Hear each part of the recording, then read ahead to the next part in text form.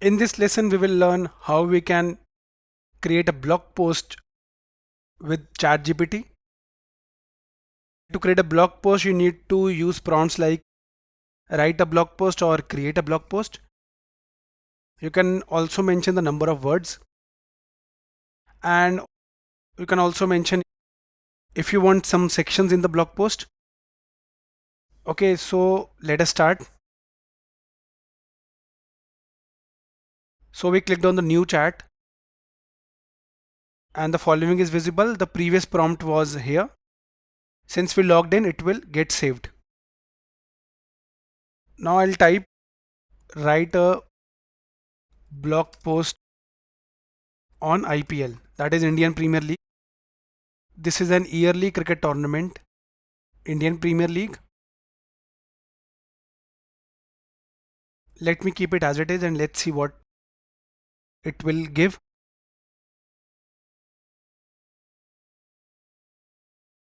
It has actually mentioned sections on its own. Okay, since it's a free version, it won't update according to this year, and it has also given us the conclusion. Okay, we could have also mentioned how many words we want, like write over 500 words. It should have a minimum of 3 sections. We could have also written that, and it also got saved here with a new chat. We can also rename this chat. Now let me type another. Create a blog post about AI is a boon or a bane. That means a threat or a blessing. Write over 300 words. It should have write over 500 words. It should have a minimum of 3 sections. Now let's see what will happen.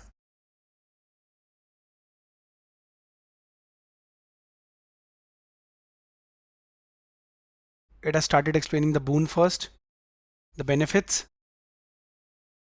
then the bane, that means the disadvantages.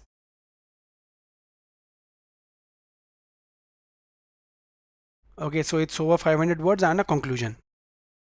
It has also added sections because we have mentioned it under the prompt.